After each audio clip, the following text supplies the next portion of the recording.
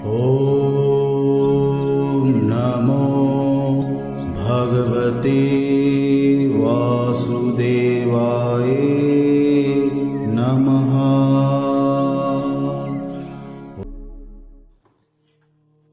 અધ્યાય 5 કર્મયોગ કૃષ્ણ ભાવના યુક્ત કર્મ।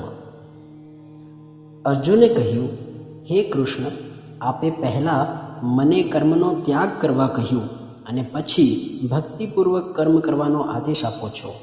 હવે આપ કૃપા કરીને નિશ્ચિત રૂપે મને કહેશો કે આ બંનેમાંથી કયું વધારે કલ્યાણકારી છે? પુરુષોત્તમ પરમેશ્વરે ઉત્તર આપતા કહ્યું, મુક્તિ માટે તો કર્મનો ત્યાગ અને ભક્તિયુક્ત કર્મ બંને ઉત્તમ છે, પરંતુ આ બંને પૈકી કર્મના પરિત્યાગ કરતાં ભક્તિયુક્ત કર્મ શ્રેષ્ઠ છે।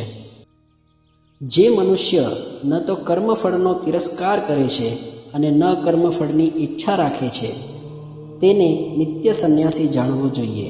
હે મહાબાહુ અર્જુન, આવો મનુષ્ય સર્વદ્વંદ્વોથી રહિત થઈને ભૌતિક બંધનને સહજમાં પાર કરીને સંપૂર્ણપણે મુક્ત થઈ જાય છે। અજ્ઞાની મનુષ્યો જ ભક્તિમય સેવાને ભૌતિક જગતના પૃથ્થકરણાત્મક અભ્યાસથી ભિન્ન કહે છે। જેઓ વાસ્તવમાં જ્ઞાની છે તેઓ કહે છે કે જે મનુષ્યો આમાંથી કોઈ એક માર્ગનું સારી રીતે અનુસરણ કરે છે તે બંનેનું ફળ પ્રાપ્ત કરે છે। જે મનુષ્ય જાણે છે કે પૃથ્થકરણાત્મક અધ્યયન એટલે કે સાંખ્ય દ્વારા જે સ્થાન પ્રાપ્ત થાય છે તે જ ભક્તિ દ્વારા પણ પ્રાપ્ત કરી શકાય છે, અને તેથી જે મનુષ્ય સાંખ્ય યોગ તથા ભક્તિ યોગને એક સમાન ભૂમિકા પર રહેલા જુએ છે તે જ વસ્તુઓને યથાર્થ રૂપે જુએ છે। ભગવદ્ ભક્તિમાં જોડાયા વિના કેવળ સમગ્ર કર્મોનો પરિત્યાગ કરવા માત્રથી કોઈ મનુષ્ય સુખી થઈ શકતો નથી, પરંતુ ભક્તિમય સેવામાં પરોવાયેલો વિચારશીલ મનુષ્ય પરમેશ્વરને તરત જ પ્રાપ્ત કરે છે।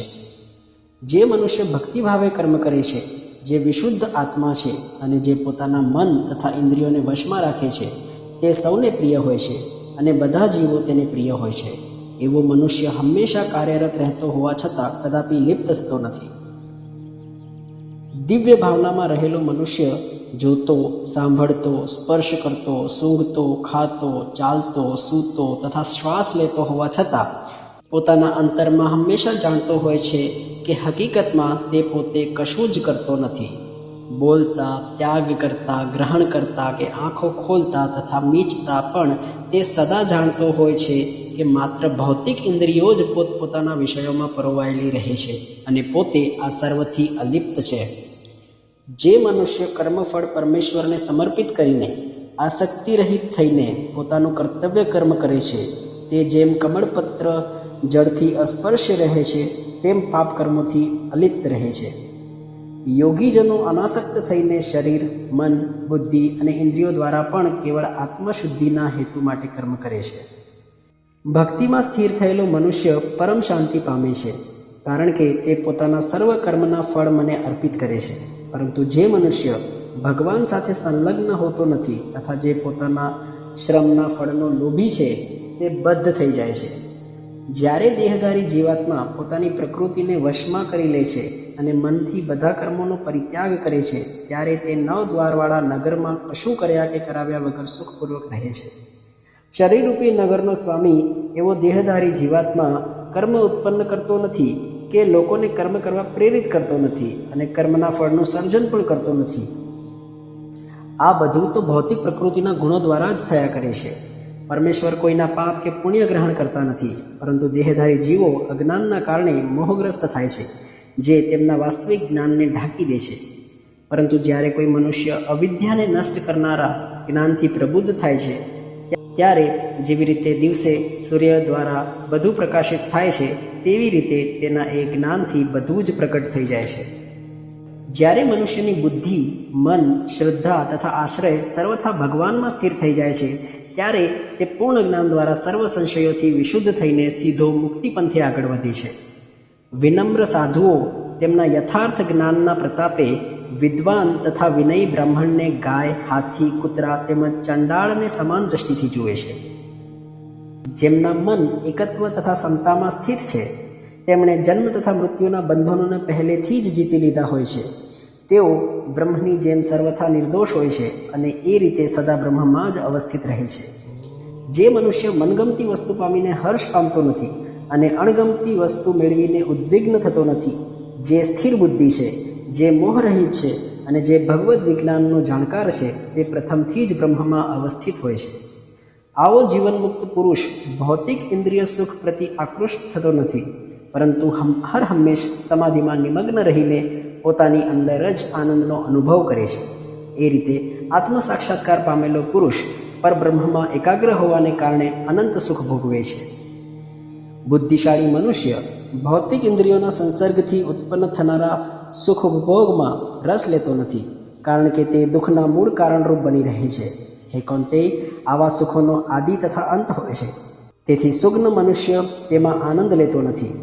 જો વર્તમાન શરીરનો ત્યાગ કરતા પહેલાં કોઈ મનુષ્ય ભૌતિક ઇન્દ્રિયોના આવેગોને સહન કરી શકે તથા વાસના અને ક્રોધના વેગને રોકી શકે, તો તે યોગી છે અને તે આ જગતમાં સુખી હોય છે.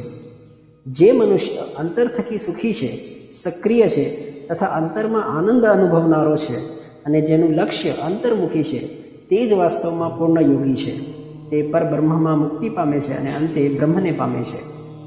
જે લોકો સંશયમાંથી ઉત્પન્ન થનારી દ્વિધાઓથી પર થયેલા છે, જેમના મન આત્મસાક્ષાત્કારમાં લીન થયા છે, જેઓ જીવ માત્રના કલ્યાણ અર્થે સદા કાર્યરત રહે છે અને જેઓ સર્વ પાપથી રહિત છે, તેઓ બ્રહ્મમાં નિર્વાણ પ્રાપ્ત કરે છે.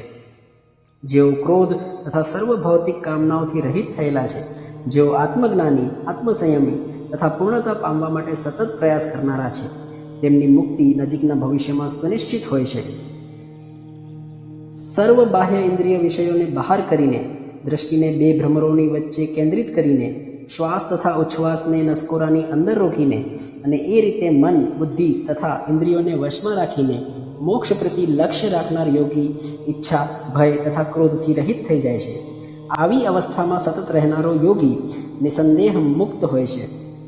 મને સમસ્ત યજ્ઞો તથા તપસ્યાઓનો પરમ ભોગતા, સમસ્ત ગ્રહો તથા દેવોનો પરમેશ્વર તેમજ સમસ્ત જીવોનો હિત કરતા શુભેચ્છક મિત્ર તરીકે જાણી મારી ભાવનામાં ઓતપ્રોત થયેલો મનુષ્ય સંસારના દુઃખોમાંથી શાંતિ પામે છે.